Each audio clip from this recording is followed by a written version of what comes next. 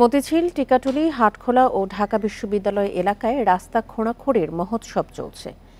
দক্ষিণ city corporation ৩০ এপ্রিলের মধ্যে কাজ শেষ করার নির্দেশ দিয়েছিল, কিন্তু কেউ সেই সময়ের মধ্যে পারেনি, বরং কবে শেষ হবে তাও জানা নেই। তাই ঠিকাদারদের জরিমানা করার হুঁশিয়ারি দিয়েছে কর্পোরেশন।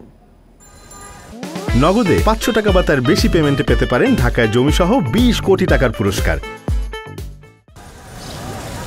বর্ষা এলেই রাজধানীতে খোঁড়াখুঁড়ির ধুম পড়ে যায়। ব্যস্ততম মতিঝিল শাপলা চত্বরের পাশে সড়ক এটি।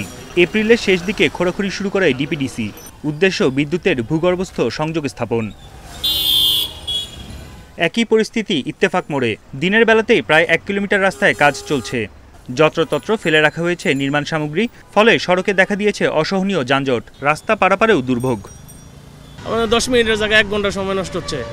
আপনারা দেখুন, আমার ক্ষতি হচ্ছে না। আমি একটা কাজ নিয়ে আসছি, একটা নির্দিষ্ট টাইমে কাজটা করতে পারতেছি না। আসতেও পারতেছি না, যাইতেও পারতেছি না। আসার পরে জল আটকে থাকিতেছে এবং দেখা যাচ্ছে যে আমরা তো চলাচল রেগুলার করবো, গাড়িতেও যাতে যায় না। গরিব দুঃখীদের সবার ডাবল কষ্ট হচ্ছে। এই কামটা ওনারা একসাথে না করে আস্তে ধীরে করতে পারছে। এপ্রিলের ৩০ তারিখের মধ্যে কাজ শেষ করা সহ ২৩ শর্তে রাস্তা খোঁড়ার অনুমতি দেয় ঢাকা দক্ষিণ সিটি কর্পোরেশন। কিন্তু কাজ শুরুই হয় এপ্রিলের শেষ দিকে। কেন দেরি হলো? কাজ শেষ হবে কবে? প্রকল্প পরিচালক রাজিবুল হাদির সঙ্গে যোগাযোগের চেষ্টা করেও সাড়া মেলেনি। নির্দিষ্ট সময়ে কাজ শেষ করতে না পারায় ঠিকাদারকে জরিমানার কথা ভাবছে ঢাকা দক্ষিণ।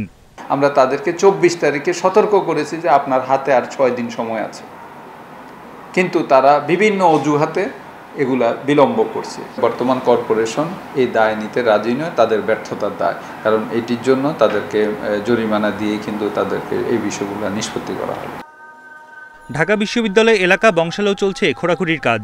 নাগরিক ভোগান্তি কমাতে দ্রুত কাজ শেষ করার নির্দেশ দিয়েছে সিটি কর্পোরেশন। বন ইবনে কামাল, ইন্ডিপেন্ডেন্ট নিউজ, ঢাকা।